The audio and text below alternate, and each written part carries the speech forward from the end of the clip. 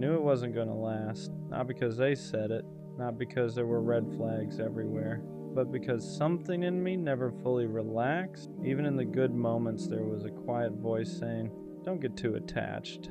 I enjoyed it. I smiled, I played my part, but deep down, I felt the expiration date, and that's the weirdest kind of heartbreak. When you see the ending while you're still in the middle, sometimes your intuition whispers long before reality confirms it.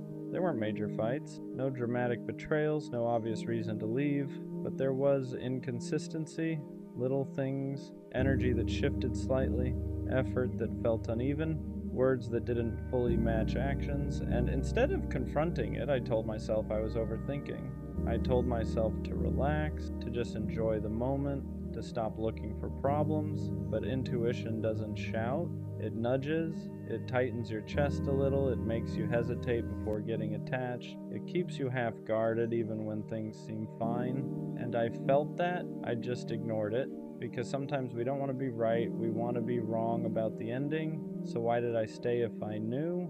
Because sometimes temporary love still feels better than loneliness, because even if it wasn't forever, it was something. The late night conversations, the inside jokes, the way they looked at me when it was just us. I knew it had cracks, but I also knew it had moments, and I convinced myself that maybe moments were enough. Maybe I didn't need permanence. Maybe I didn't need certainty. Maybe I could just enjoy it without expecting it to stay. But that's the lie we tell ourselves. You can't emotionally invest and pretend you won't feel it when it ends. I stayed because I hoped my intuition would be wrong. I stayed because I liked them, because I wanted it to work, because walking away early felt dramatic, but sometimes staying longer just makes the goodbye heavier. There's a difference between anxiety and intuition. Anxiety is loud, it spirals, it imagines worst-case scenarios, it creates problems that don't exist yet. Intuition is quiet, it doesn't panic, it doesn't overreact, it just knows. And what I felt wasn't panic, it wasn't jealousy, it wasn't insecurity. It was a steady awareness that something wasn't aligned. I didn't feel chosen, I didn't feel secure, I didn't feel like we were building. I felt like we were passing time, and that's how you know. When the connection feels temporary, even while it's happening. Anxiety asks, what if they leave? Intuition says, they're not fully here. And deep down I knew which one it was. Knowing it won't last doesn't make it hurt less. That's the part nobody tells you. You'd think being mentally prepared would soften the blow. It doesn't, because even if your mind saw the ending, your heart still participated. You still laughed, still opened up, still imagined what if. And when it finally ends, there's no satisfaction in being right. There's no relief in saying, I knew it. There's just grief. Grief for the version of it you hope might surprise you. Grief for the effort you still gave even while doubting. Grief for the potential that never turned into permanence. Knowing doesn't protect you, it just makes you feel like you watched crash in slow motion. And sometimes that's worse. Should I have walked away sooner? Maybe. But it's easy to say that now. When you're in it, you don't see it as wasting time. You see it as giving it a chance. You tell yourself, maybe it just needs more time. Maybe they're just figuring things out. Maybe I'm overthinking. Because walking away early feels extreme. It feels impatient. It feels like you're not fighting hard enough. But sometimes staying longer isn't loyalty. It's fear. Fear of starting over. Fear of being alone again. Fear that this might be the closest thing to love you'll get for a while. So you stay, not because it's right, but because it's comfortable enough. And when it finally ends, you don't just grieve them. You grieve the time you knew better, but here's the thing. You didn't stay because you're weak, you stayed because you hoped, and hope isn't something to be ashamed of. Next time I'll trust it, that quiet feeling, that subtle hesitation, that inner voice that doesn't panic, it just knows. Because ignoring it didn't protect me, it just delayed the inevitable. Next time, I won't wait for proof. I won't wait for the obvious red flag. I won't wait for the dramatic ending. I won't wait until I'm already attached. If something feels temporary, I'll ask why.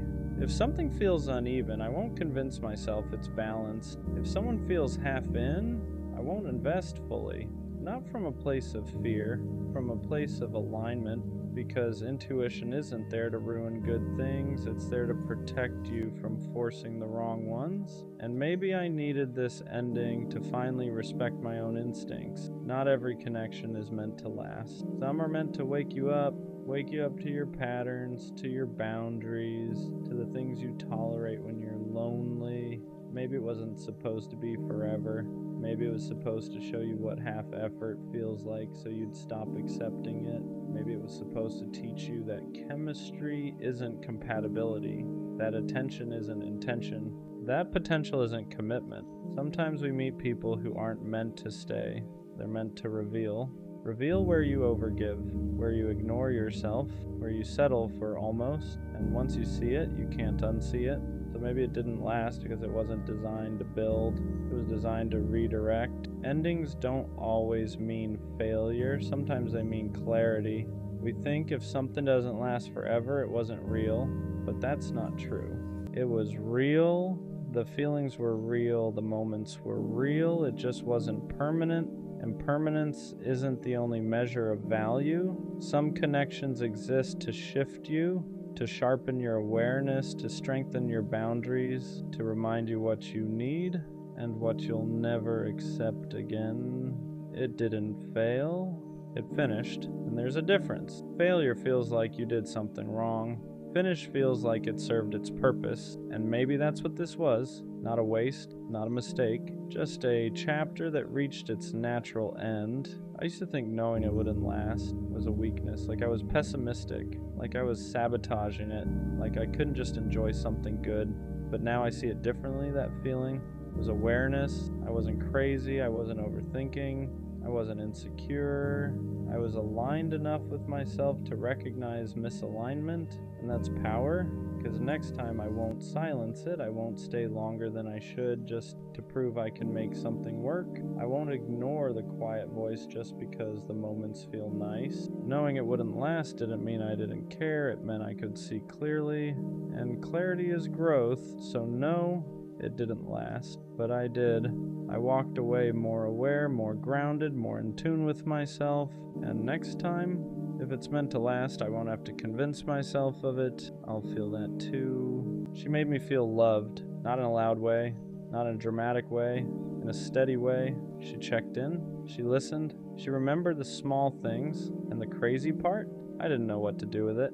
Because when you're used to chaos, consistency feels unfamiliar. When you're used to chasing, being chosen feels suspicious. She wasn't confusing, she wasn't distant, she wasn't playing games, she was just there. And for some reason, that scared me more than anything. Healthy love feels calm, and when you're used to chaos, calm can feel boring.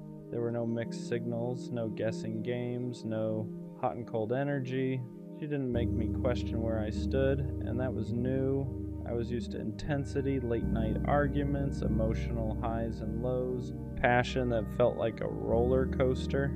With her, it was steady, and instead of relaxing into it, I started looking for something wrong. Because when you've been conditioned to associate love with anxiety, peace feels unfamiliar. You mistake stability for a lack of spark, consistency for predictability, security for missing something. But the truth, nothing was missing. I just didn't know how to receive love that didn't hurt first. Sometimes we don't sabotage love because we don't care. We sabotage it because we don't feel worthy of it. She showed up consistently, she communicated clearly, she didn't make me chase, and instead of feeling grateful, I felt exposed, because when someone loves you properly, they see you, not just the confident version, not just the charming version. The insecure parts too, the guarded parts, the parts that still haven't healed. And when you don't fully love yourself, being loved deeply feels uncomfortable. You start thinking, what if she realizes I'm not as solid as I seem? What if she expects more than I can give? What if I mess this up? So you create distance first, you act unsure, you slow down, you convince yourself the timing isn't right, not because she wasn't enough, but because you didn't feel like you were. I told myself it wasn't the right time, that I needed to focus on myself, that I wasn't in the right headspace, that something felt off, but if I'm being honest, nothing was off. I was just scared of being responsible for something real. Scared of being consistent, scared of not being able to hide behind confusion anymore. Because when someone loves you right, there's no chaos to blame, no mixed signals to point at, no drama to distract you. It's just clarity. And clarity means accountability. I couldn't say she didn't show up. She did. I couldn't say she wasn't serious. She was. So the only thing left to question was myself. And that's harder than walking away.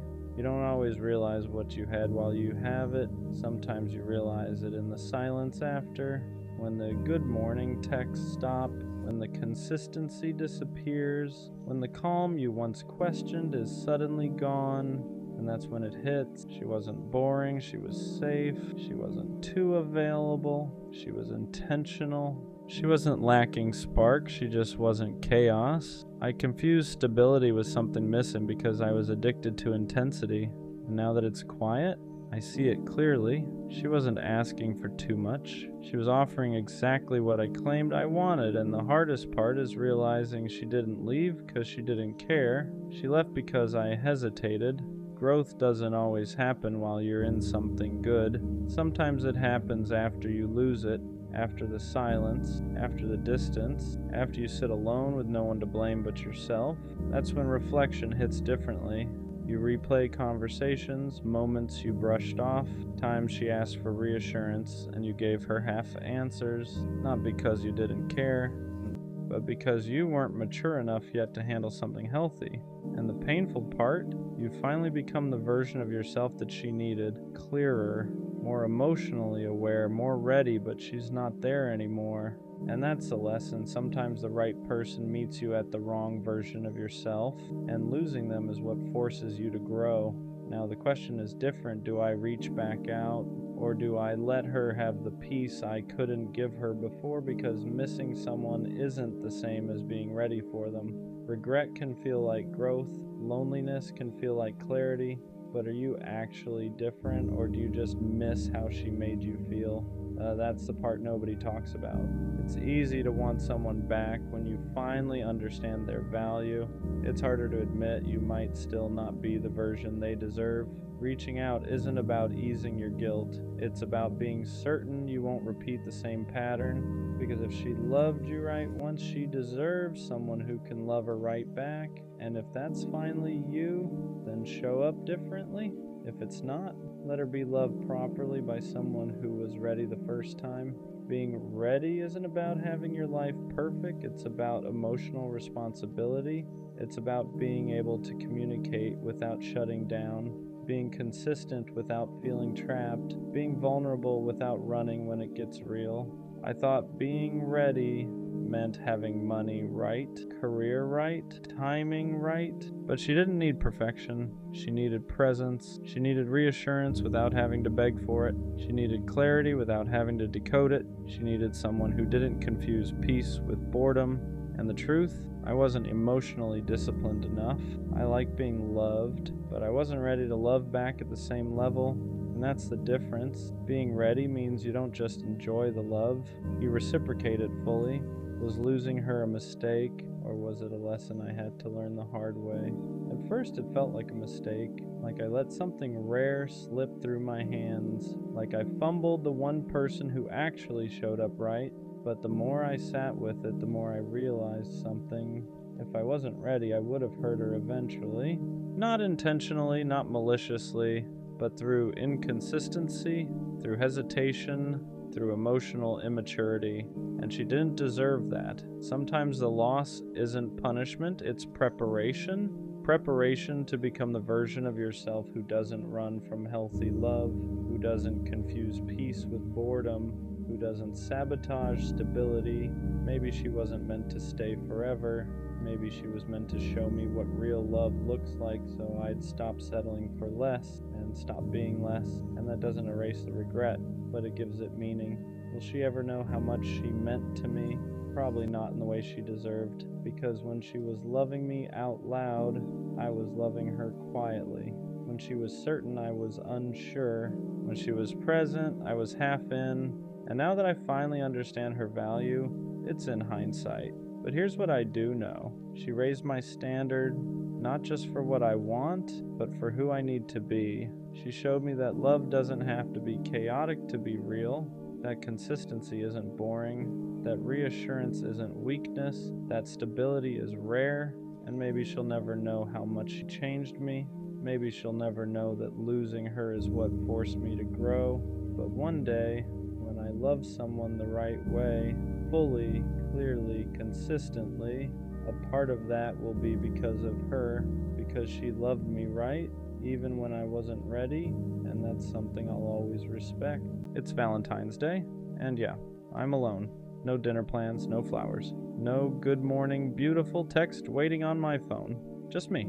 And for a second, it hits. You scroll and see everyone posted up. Roses, candles, soft captions about my forever. And you start wondering what it feels like to be chosen like that.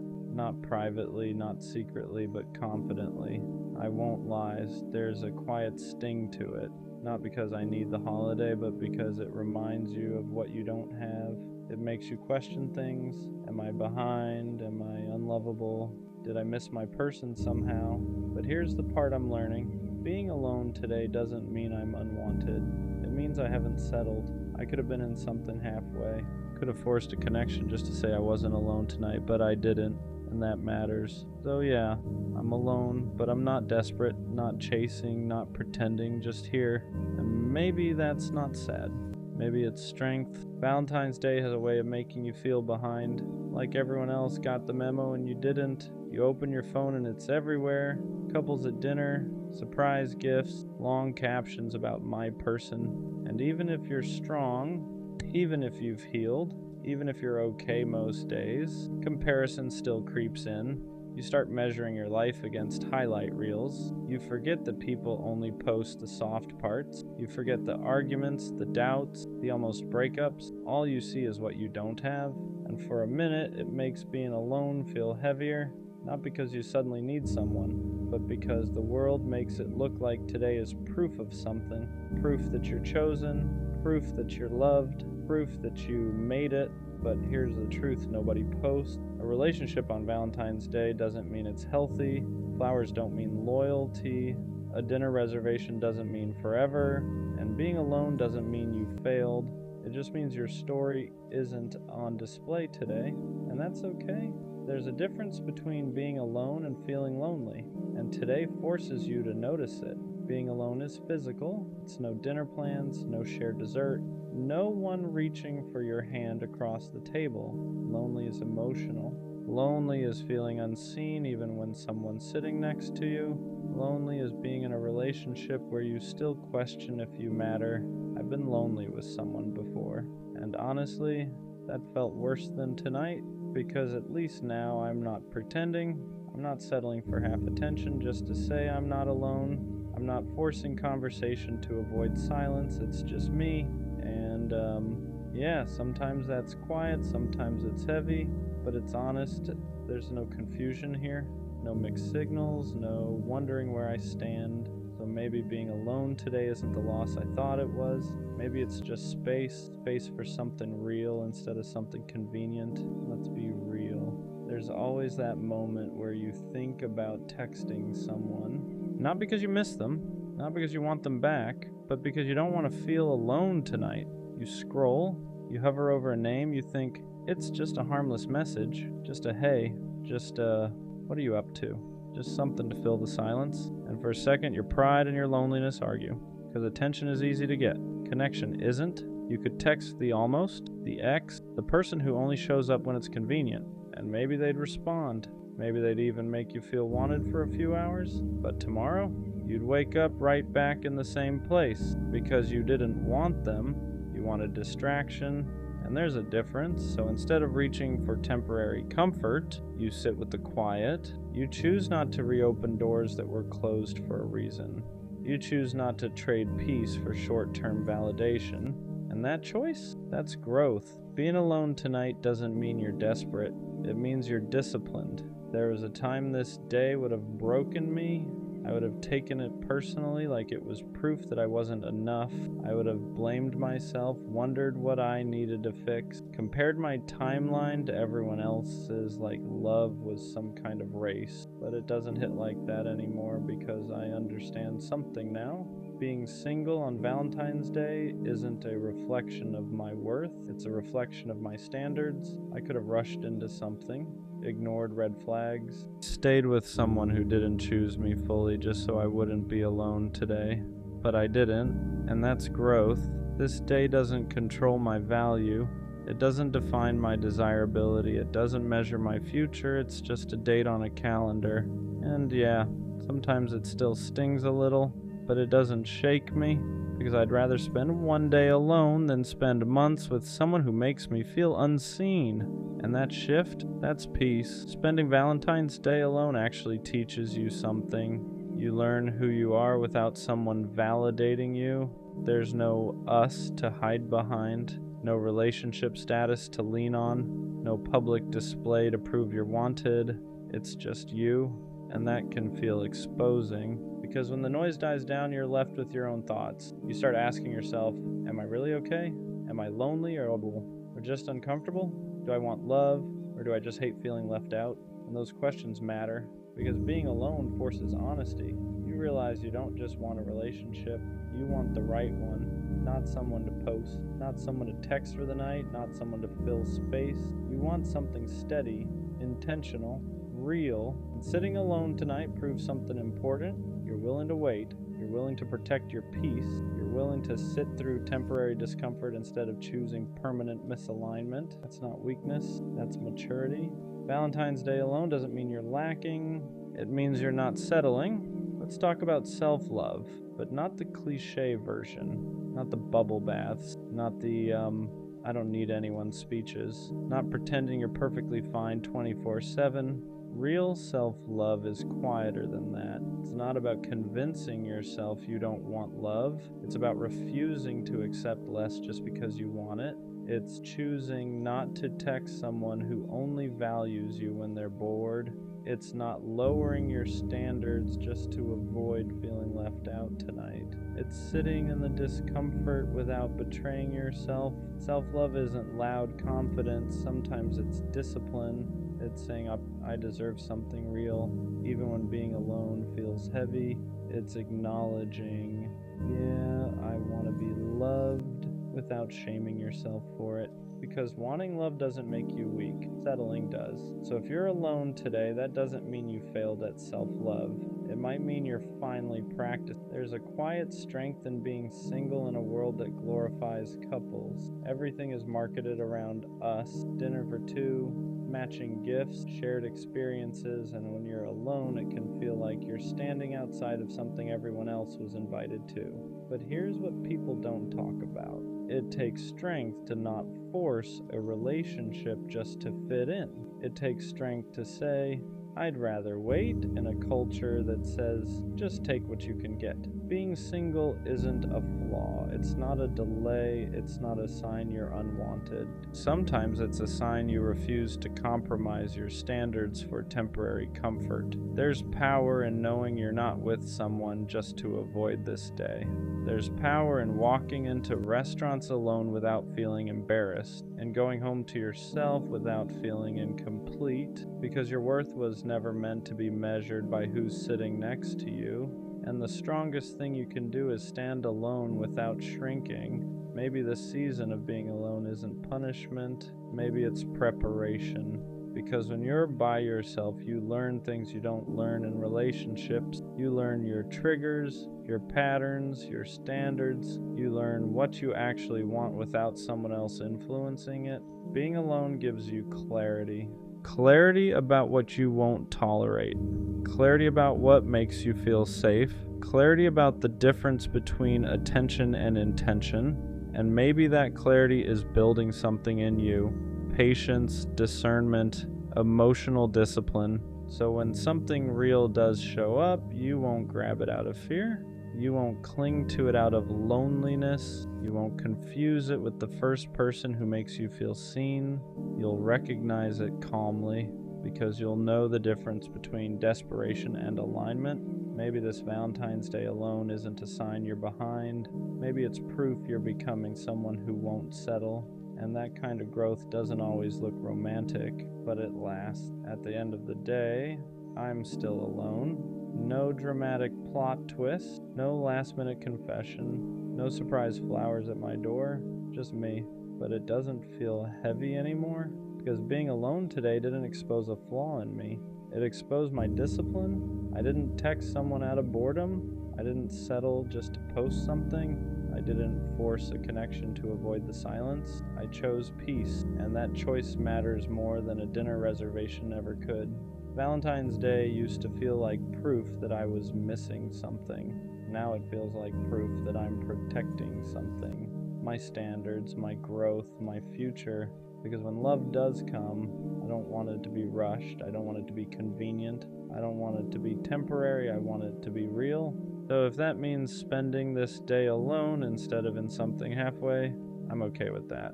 Being alone tonight doesn't mean I'm unloved. It means I'm waiting for something worth loving, and that's not sad.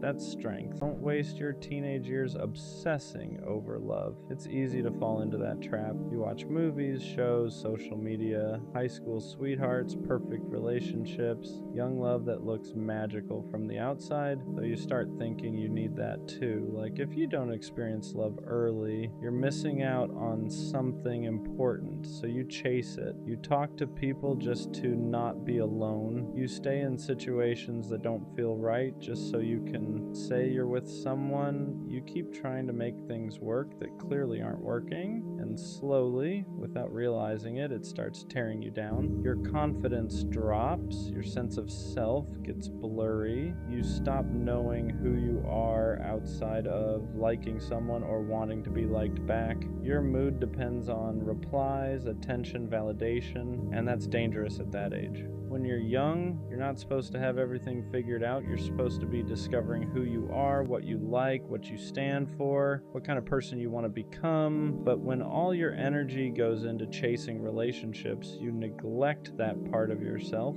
You start building your identity around other people instead of building it from within. Here's the uncomfortable truth. Most teenage relationships don't last, not because you did something wrong, not because love isn't real, but because you're both still growing, still changing, still figuring life out, and forcing love before you even know yourself is like trying to build something on an unstable foundation. It cracks every time. If something isn't flowing naturally, stop forcing it. Love isn't supposed to feel like constant stress, chasing, or proving your worth. If it's meant to happen, it won't require you to lose yourself to keep it. And the thing nobody wants to hear? Desperation pushes people away. Confidence attracts them. When you stop hunting for love and start working on yourself, things shift. You become more grounded, more secure, more you. And that's when real connections show up naturally. You still have so much life ahead of you, so much fun to have, so many experiences that don't revolve around relationships.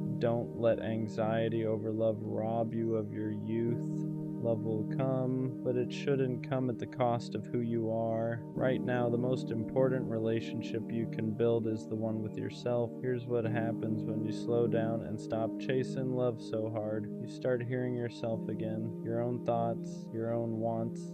You realize how much noise you were living with, always wondering if someone liked you back, always questioning where you stood, always trying to be enough for someone who barely knew who they were either. When you're young, your heart is open, but your identity is still forming. That's a dangerous mix. You attach quickly because you don't yet have roots in yourself. So when something ends, it doesn't just hurt, it shakes your entire sense of worth. You don't just lose a person, you lose who you thought you were with them. That's why breakups feel world-ending at that age. Not because the love was deeper, but because you were still becoming you. And every time something falls apart, you start questioning yourself instead of realizing it was just part of growth. When you step back from chasing relationships, you give yourself room to breathe. Room to build confidence that isn't dependent on attention. Room to develop interests, skills, goals. Room to fail at things that don't involve your heart breaking. And those failures, they teach you way more than forcing a relationship ever could. You also learn how to be alone without feeling lonely. That's huge, because once you can enjoy your own company, you stop settling for people who treat you like an option. You stop forcing conversations. You stop chasing mixed signals. signals. You start choosing peace over drama. And the wild part is, once you stop looking desperate for love, you become more attractive without trying, not because you change your appearance, but because you carry yourself differently. You're not reaching for validation anymore. You're grounded, you're present, you're whole on your own. Love hits different when it finds you like that. When it comes from alignment instead of need, when it adds to your life instead of becoming your life. So don't rush it, don't force it, don't let relationships define you before you even know yourself. There's no prize for loving early, but there is power in loving wisely. Here's what happens when you slow down and stop chasing love so hard. You start hearing yourself again, your own thoughts, your own wants. You realize how much noise you were living with, always wondering if someone liked you back, always questioning where you stood, always trying to be enough for someone who barely knew who they were either. When you're young, your heart is open, but your identity is still forming. That's a dangerous mix. You attach quickly because you don't yet have roots in yourself. So when something ends, it doesn't just hurt, it shakes your entire sense of worth. You don't just lose a person, you lose who you thought you were with them. That's why breakups feel world-ending at that age. Not because the love was deeper, but because you were still becoming you. And every time something falls apart, you start questioning yourself instead of realizing it was just part of growth. When you step back from chasing relationships, you give yourself room to breathe, room to build confidence that isn't dependent on attention, room to develop interests, skills, goals, room to fail at things that don't involve your heart breaking. And those failures, they teach you way more than forcing a relationship ever could. You also learn how to be alone without feeling lonely. That's huge, because once you can enjoy your own company, you stop settling for people who treat you like an option. You stop forcing conversations. You stop chasing mixed signals. You start choosing peace over drama. And the wild part is, once you stop looking desperate for love, you become more attractive without trying. Not because you changed your appearance, but because you carry yourself differently. You're not reaching for validation anymore. You're grounded, you're present, you're whole on your own.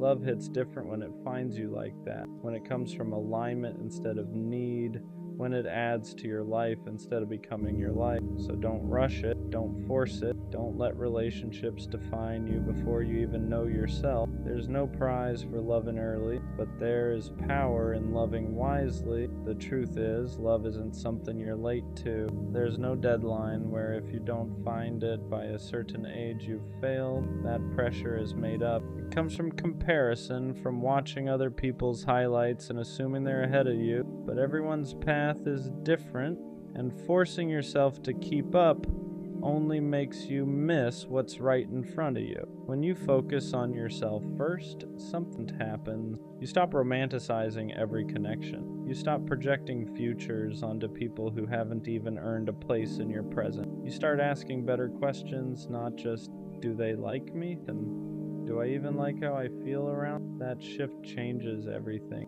You realize that love shouldn't drain you. It shouldn't make you anxious all the time. It shouldn't make you abandon your goals, your friendships, or your sense of direction. Real love fits into your life, it doesn't consume it. And you can't recognize that until you've spent time building a life you actually care about.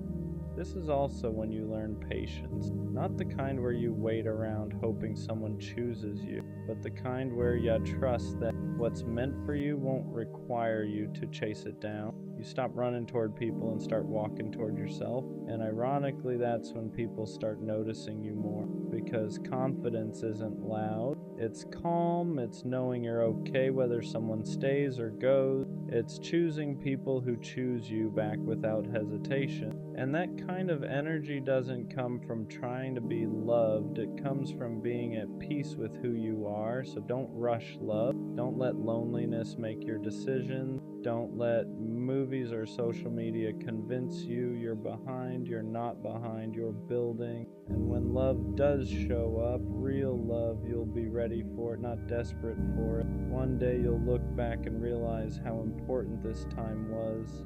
Not because of who you dated or didn't date, but because of who you became when no one was choosing you romantically. These are the years where you learn discipline, where you learn how to sit with discomfort instead of running to someone to distract you from it, where you learn how to build something that lasts longer than a temporary connection. When you stop making love the center of your world, you start seeing everything else clearly.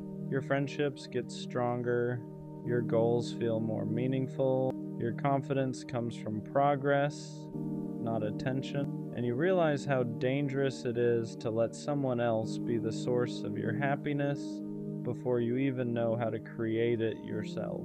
This is also when you start setting standards instead of expectations. Expectations are hoping someone becomes what you want. Standards are knowing what you will and won't accept. And standards only come from self-respect. You don't develop that by chasing validation. You develop it by choosing yourself consistently. There's a version of you that exists when you're not worried about being loved. That version is focused, curious, hungry for growth. That version doesn't beg to be chosen because he knows his value isn't determined by who stays. And that's the version of you that real love is actually drawn to. So let love be something that complements your life, not something that defines. Let relationships come from alignment, not loneliness. And trust that when the timing is right, when you're solid in who you are, love won't feel like something you have to chase. It'll feel like something that finally makes sense. You're not missing out, you're preparing. What people don't talk about enough is how much damage comes from learning love the wrong way too early. When you grow up thinking love is supposed to be chaotic, unstable, and uncertain, you carry that blueprint into adulthood. You start associating butterflies with anxiety. You mistake emotional inconsistency for passion, and you end up chasing people who mirror the same confusion you never heal. That's why taking time for yourself isn't selfish. It's preventative. It teaches you how to recognize healthy connection when it finally appears, because healthy love doesn't keep you guessing. It doesn't make you question your worth. It doesn't feel like you're constantly auditioning to be chosen. When you build yourself first, you stop trying to earn love. You expect it to be mutual. You expect effort to be consistent. You expect respect to be automatic. And if it's not there, you walk away without turning it into a personal failure. You also learn how to love without losing yourself. You keep your routines, your goals, your sense of direction. Love becomes something that adds warmth to your life, not something that replaces. And that balance is something you can only learn when you've spent time standing on your own. The biggest mistake isn't being alone when you're young. The mistake is tying your self-worth to relationships before you understand who you are without. You don't need someone to complete you. You need to complete yourself enough that love becomes a choice, not a necessity. So let yourself grow. Let yourself evolve without pressure.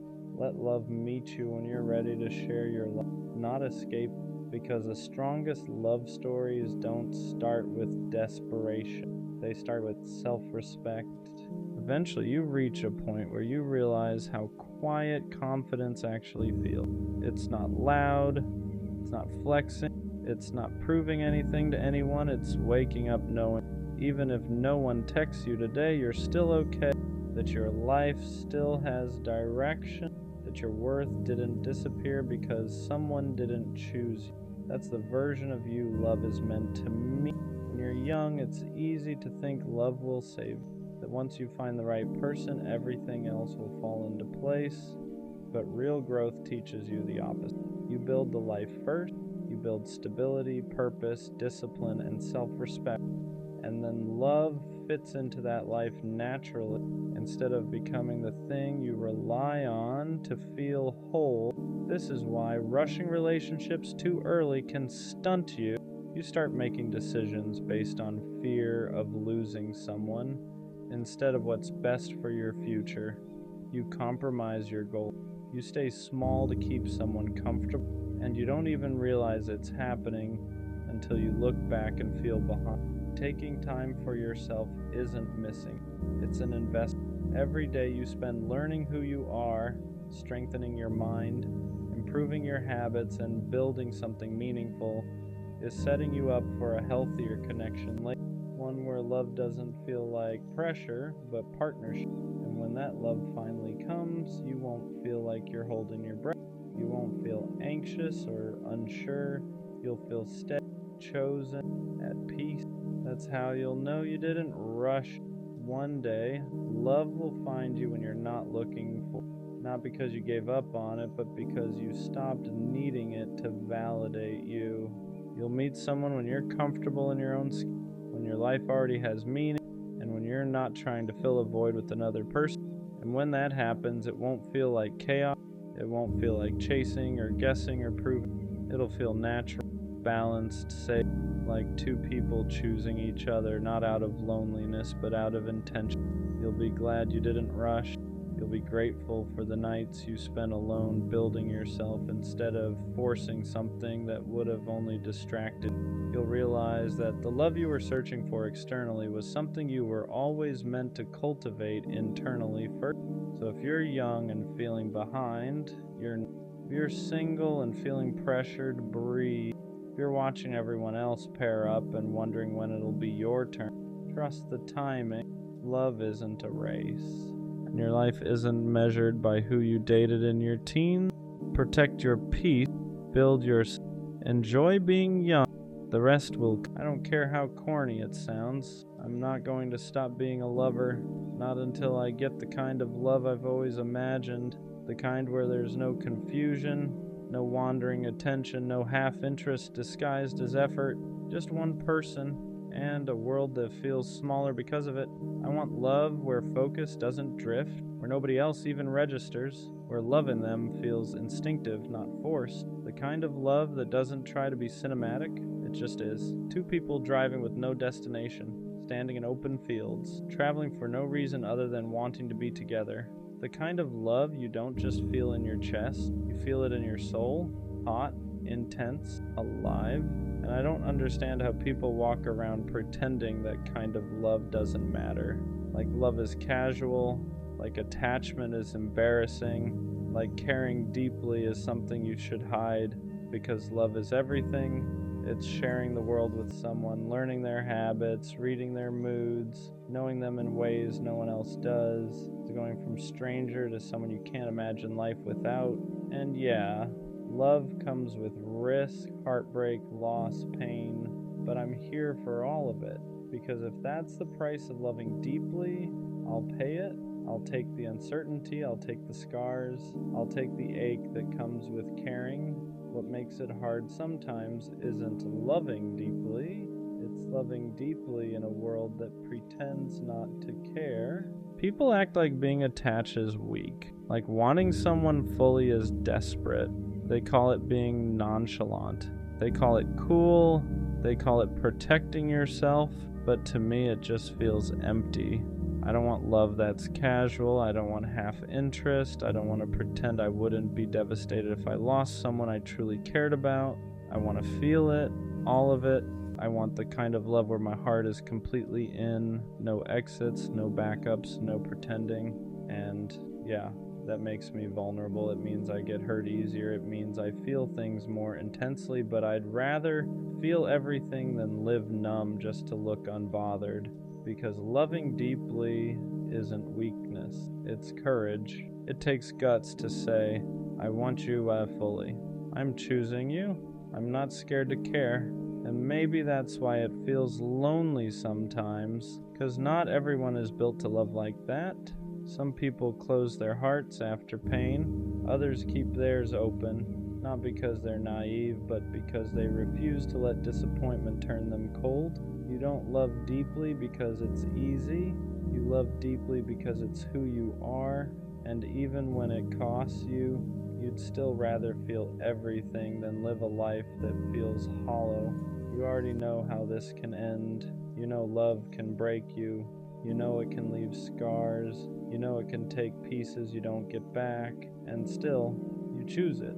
Not because you're reckless, not because you're desperate, but because a life without love feels smaller than a life with heartbreak. You're not chasing perfection. You're chasing connection. The kind that makes ordinary moments feel alive. the kind that makes the world feel louder and quieter at the same time. And once you've felt even a glimpse of that, you can't pretend you don't want it anymore. So yeah, you risk it again, you open your heart again, you believe again, not because you forgot the pain, but because you decided it wasn't stronger than your capacity to love. Being a lover boy doesn't mean you ignore reality. It means you face it and still choose love anyway. You're not asking for perfection, you're asking for presence, for a love that feels mutual, chosen, clear, and wanting that doesn't make you unrealistic, it makes you honest, because once you know how deeply you can love, you stop settling for anything that asks you to dim that fire.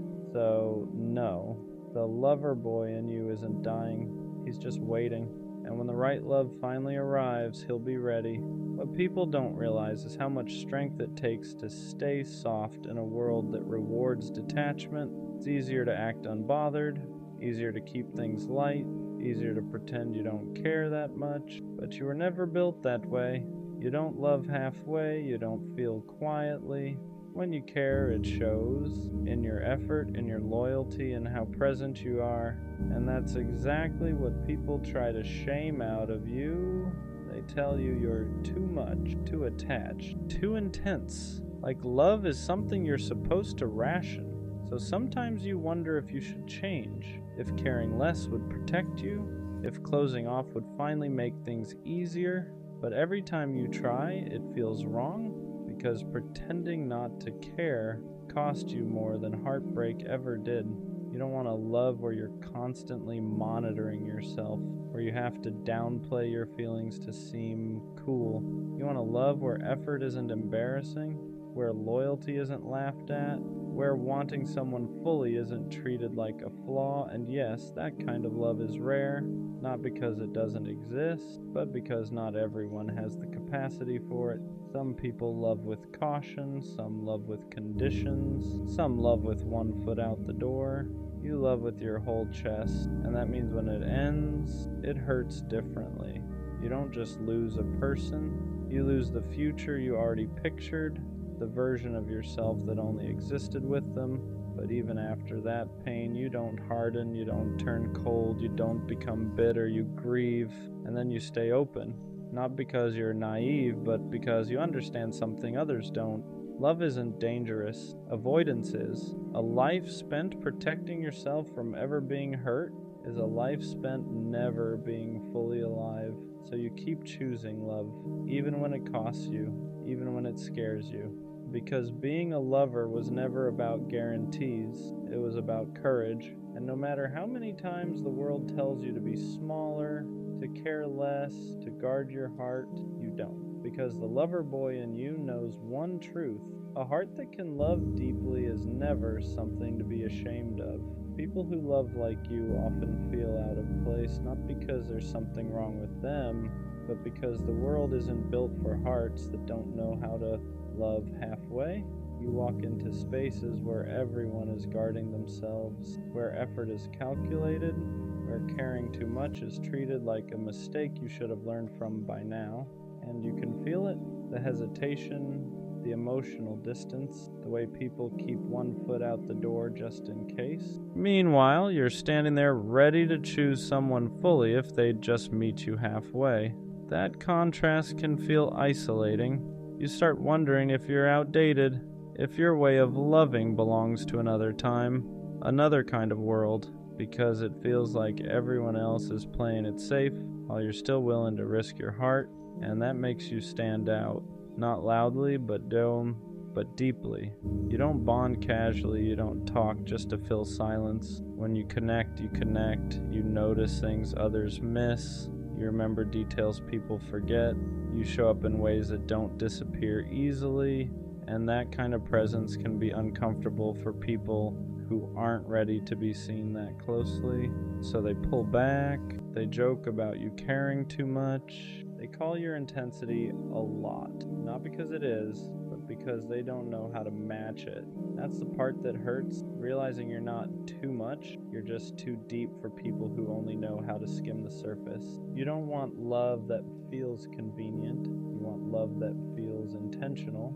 You don't want someone who chooses you when it's easy.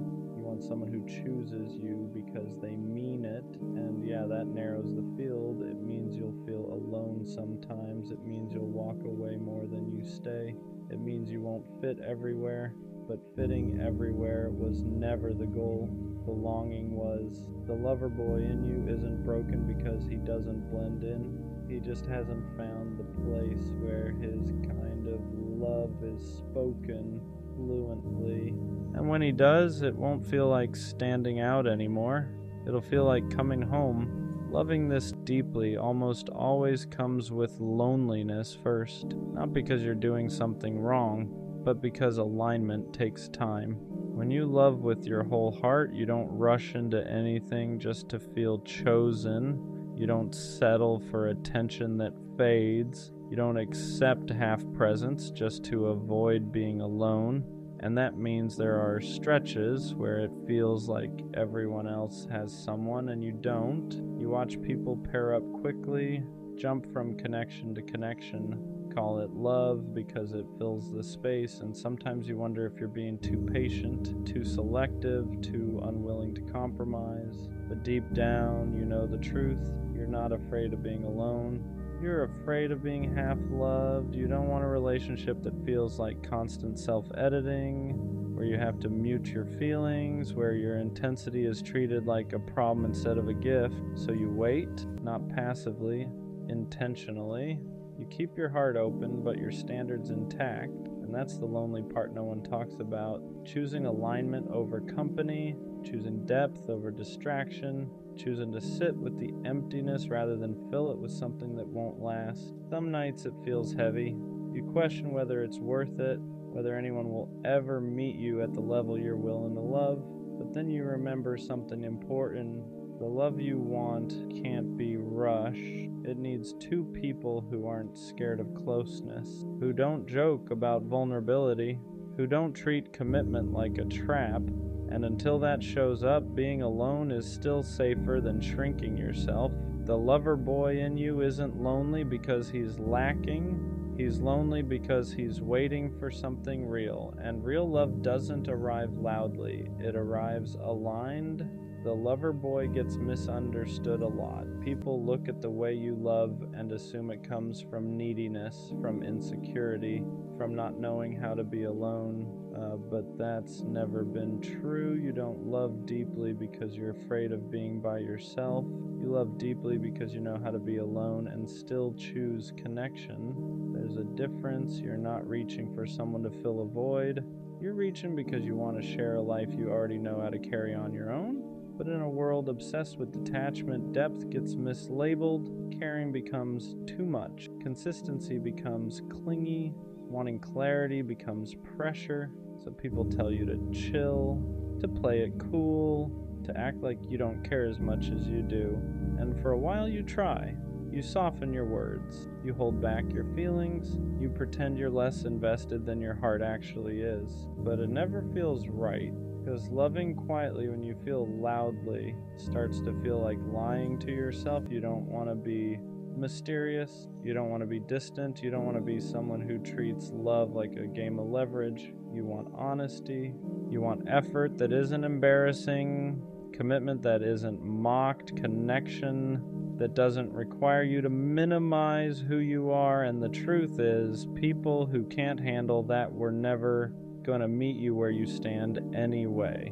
They confuse emotional availability with weakness because they've never felt safe enough to offer it themselves. So they pull away, they joke, they keep things light, not because you're too much, but because your depth asks them to be real.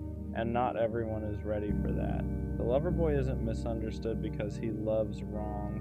He's misunderstood because he loves honestly in a world that prefers control. And one day, someone won't ask you to tone it down. They won't call your care extra. They won't flinch at your intensity. They'll recognize it because they've been looking for someone who loves like you, without fear, without games, without holding back. One thing people get wrong about you is thinking you lose yourself in love, that you disappear, that you abandon who you are, just keep someone close. But that's not what loving deeply means to you. You don't give your heart away blindly. You give it intentionally. You're aware of the risk. You feel the fear. You know exactly how much it can hurt, and you still choose to love, not because you don't value yourself, but because you refuse to live guarded out of fear. There's a difference between protecting your heart and closing it. Closing it is pretending you don't care. Protecting it is knowing when to walk away without turning cold. And that's something you had to learn the hard way. You've loved people who couldn't meet you emotionally, who enjoyed your warmth but never offered shelter in return. And each time you didn't lose your softness, you refined it. You learned to notice effort, to listen to consistency, to believe actions more than potential. You learned that loving deeply doesn't mean tolerating confusion. It doesn't mean waiting forever. It doesn't mean accepting less than what you give. So now you love with boundaries, not walls, boundaries. You stay open, but you don't stay where you feel unseen. You express yourself, but you don't beg to be understood. You give fully, but only where there's room for you. That's growth. The lover boy in you didn't harden, he matured. He learned that protecting his heart doesn't mean dimming his light. It means choosing spaces where that light is welcomed. And that's why when you love again, it won't consume you. It'll expand you, because this time you won't confuse intensity with imbalance. You'll recognize the difference between passion and peace. At some point, you stop mistaking chaos for passion. You stop thinking intensity means confusion. You stop believing love has to feel unstable to feel real. That shift doesn't happen overnight. It comes after loving people who kept you guessing, after giving effort that wasn't matched, after realizing how tired you were from loving alone in a two-person connection. Because for a long time, you thought love was supposed to feel urgent, heavy, like something you had to fight for. But real reciprocity feels different. It doesn't spike your anxiety. It doesn't make you question your place. It doesn't leave you replaying conversations or wondering if you asked for too much. Mutual love feels calm, not boring, steady. It feels like someone meeting your effort without keeping score, like someone choosing you without needing to be convinced. And at first, that kind of love almost feels unfamiliar, because you're used to proving yourself, used to earning attention, used to being the one who cares more. So when someone shows up consistently, communicates clearly, and doesn't flinch at your depth, your body has to unlearn the chaos. You have to remind yourself that peace doesn't mean lack of passion. It means safety. You don't feel smaller around them. You don't feel like you're too much. You don't feel like you need to dim anything. Your intensity doesn't scare them. It reassures them. And that's when it clicks. Love was never supposed to feel like survival. It was supposed to feel like partnership. The lover boy doesn't stop loving deeply. He just stops loving unevenly. He stops pouring into places that don't pour back. He stops calling inconsistency timing, stops calling confusion chemistry, stops calling bare minimum effort. Because once you've tasted reciprocity, you can't go back. You can't unfeel what it's like to be met where you stand. And that's when loving deeply finally feels light. Loving deeply doesn't disappear. It just becomes selective. After everything you've felt, everything you've learned, you don't stop wanting connection. You stop giving it away too easily. You don't rush anymore. Not because you're guarded, but because you understand your capacity. You know how much you give, how present you are, how deeply you attach, and you're careful about where that kind of love lands. That doesn't mean you're closed off. It means you're intentional. You don't entertain mixed signals. You don't romanticize inconsistency.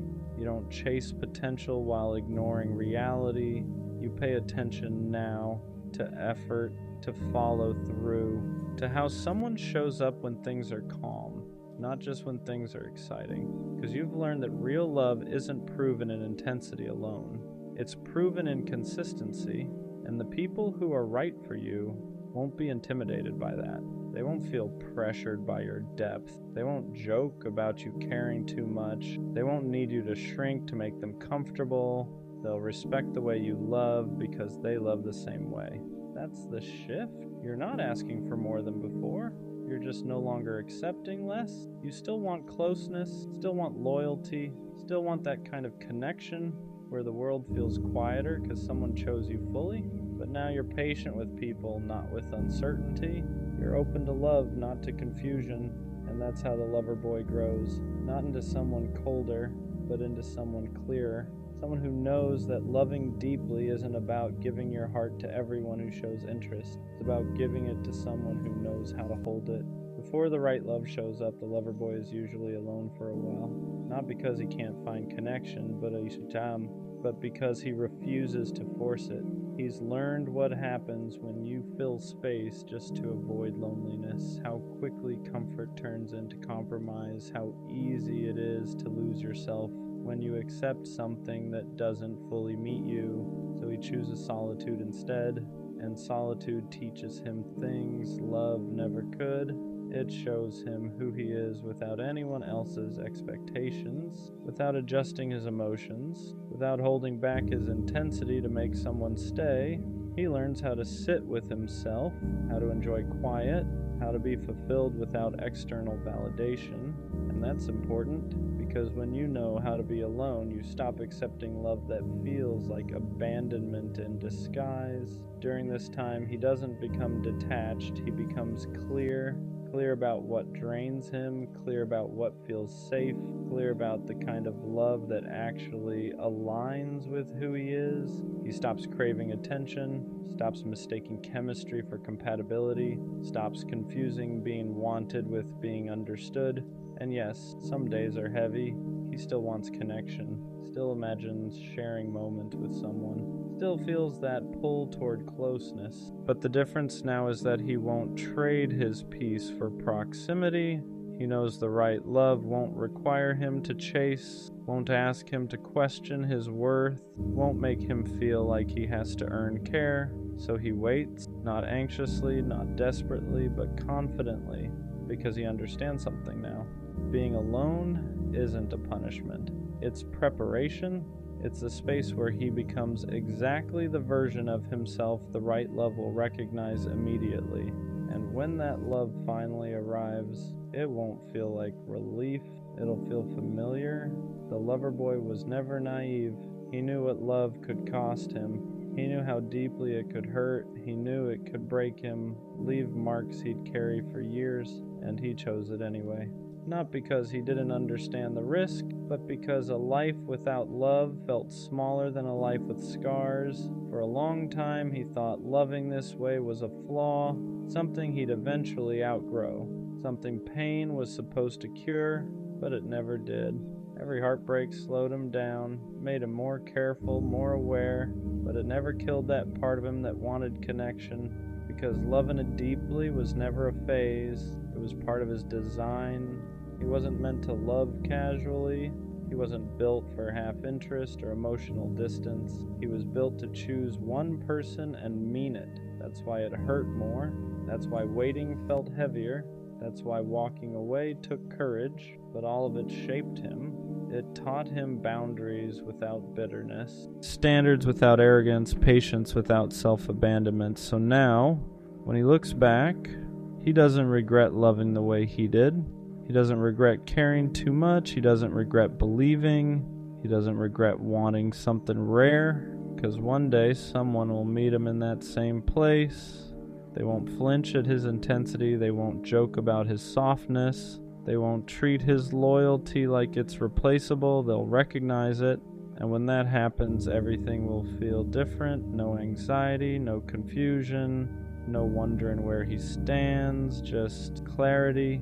Effort that feels mutual, love that feels chosen, connection that doesn't require him to dim anything, and suddenly all the waiting makes sense. Not because it was easy, yes, but because it protected him from settling for less than he was capable of giving. So no, the lover boy doesn't die, he doesn't disappear, he doesn't harden into someone unrecognizable. He just learns who deserves him. And when the right love finally arrives, he won't have to prove anything. He'll simply be met, and that's all he ever wanted. There's a quiet kind of emptiness that doesn't feel dramatic. You're not falling apart, you're not in crisis, you just don't know why you're here. You wake up, you do what you're supposed to do, you get through the day. But underneath all of that, there's this question you don't know how to answer. What am I actually doing this for? You don't feel passionate, you don't feel called, you don't feel like anything is pulling you forward, and that scares you because everyone else seems so sure of where they're going. Having no purpose doesn't feel like sadness, it feels like drifting, like life is happening around you and you're just present for it, and no one really talks about that part. Not having a purpose doesn't mean you're failing, even though it feels like everyone else got some kind of direction you never received. Purpose isn't something people find all at once. It's not a switch that flips or a calling that suddenly appears. Most people are just moving forward with something small and calling it certainty. So when you don't feel that pull, you assume something is wrong with you. But a lack of purpose often comes from pressure to have a passion, pressure to be exceptional, pressure to turn your life into something meaningful as soon as possible. And when nothing fits, you feel empty, not because you lack value, but because you're tired of forcing meaning where it doesn't exist yet. You're not behind, you're just in a season where life hasn't revealed what it wants from you. And that's more common than anyone admits. Purpose usually doesn't appear because you thought hard enough about it. It grows out of living, out of trying things without certainty, out of getting bored, out of noticing what quietly holds your attention when no one is watching. So when you feel like you're drifting, it doesn't mean you're lost. It means you're between definitions, between who you were and who you haven't met yet. Drifting feels uncomfortable because it lacks labels. You can't explain it easily, you can't point to progress, but drifting is still movement. It's the space where you learn what doesn't fit, what doesn't excite you, what you don't want to carry forever, and that information matters. You're not failing a purpose, you're collecting data, even if it doesn't feel productive yet. It's okay if your life doesn't feel meaningful yet. Meaning isn't something you wake up with one day fully formed. Most of the time it shows up quietly, in moments you don't think are important, in things you do without an audience, in small choices that don't feel like destiny. The problem is we're taught to look for purpose as something big, a passion, a mission, a reason that explains everything. So when life feels ordinary or unclear or slow, you assume you're missing it. But meaning isn't always loud. Sometimes it's just learning how to care about something again. How to show up for one thing, one day at a time, without needing it to define your whole life. Not having purpose right now doesn't mean you never will. It just means you're still listening. Not knowing your purpose can actually protect you, because when you feel pressured to decide too early, you end up choosing something just to stop the discomfort. A path that looks good, a goal that sounds impressive, a version of purpose that belongs more to expectations than to you. And then you spend years trying to convince yourself it fits. Being unsure right now means you haven't locked yourself into the wrong story yet. It means you're giving yourself time to notice what feels honest, not just acceptable. Purpose that's chosen out of fear usually feels heavy. Purpose that grows naturally feels lighter even when it's hard. So if you're in the in-between, don't rush to label it. This pause isn't wasted time, it's you refusing to commit to a life that doesn't feel like yours. Purpose rarely starts as clarity, it starts as curiosity, a small pull towards something you don't fully understand yet, a moment where time passes a little faster than usual, a thought you keep returning to without knowing why, but because it doesn't feel big, you dismiss it.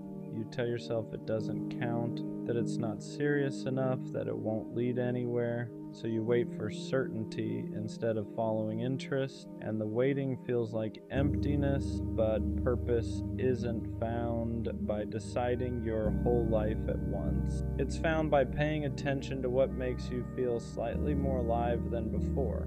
You don't need a 5-year plan.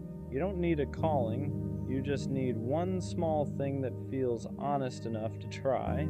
Purpose grows from movement, not answers. Comparing your life to other people's purpose is what makes the emptiness heavier.